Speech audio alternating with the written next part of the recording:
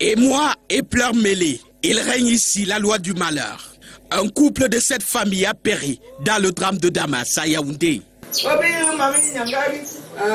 Moins de consternation chez ce voisin. Lui, invité au même festin mortel, a vu la mort venir, célébration battante. En train de taper les tam-tams, au fur et à mesure, on changeait les photos des défunts.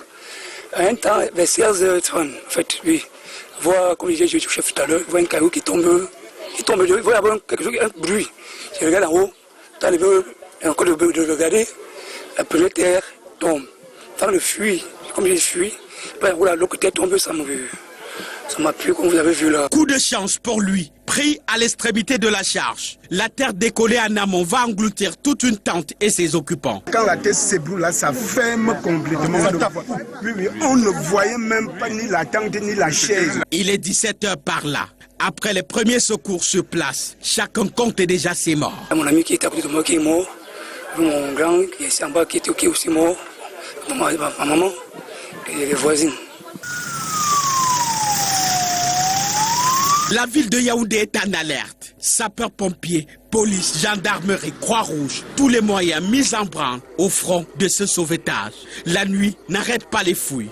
Des moyens colossaux convoqués, comme cet engin. Le gouverneur du centre coordonne les opérations. La rumeur annonce déjà des morts en nombre exponentiel.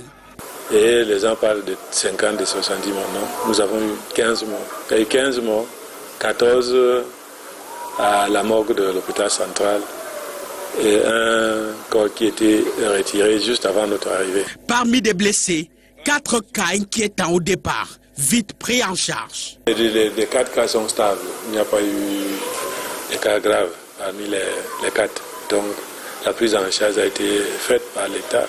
À l'origine, des funérailles organisées par une association communautaire Ngondé en mémoire de 5 de ses membres décédés. Le lieu de célébration s'est avéré dangereux et reconnu zone à risque. Malheur en plus. Et la ville, cette colline Yaoundé est entourée de monts. Ces zones à risque constituent un véritable danger pour les populations qui y vivent, mais elles restent très prisées par celles à la bourse légère. Malgré les risques d'éboulement, les zones à risque gardent la côte. Joël Diom 3 et Samuel Ebakissé. Vu sur cet angle, l'image est belle, mais à l'inverse, ça sent le danger. Dans la ville de Yaoundé, des constructions tutoyant des collines comme ici au quartier Fébé Village sont monnaie courante. L'explication de la rue vers ces zones se trouve dans la poche. Les terrains dans ces zones-là coûtent moins cher et sont accessibles à une certaine catégorie de personnes.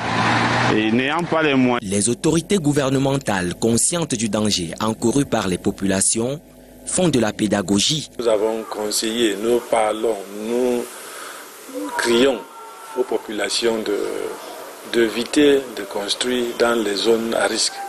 Rien n'y fait, ça continue de pousser sur les hauteurs du mont Kolniada. Des villas les plus cossues aux maisons les moins luxueuses. Acquérir ici n'est pas un problème, mais il faut respecter un certain standard de sécurité.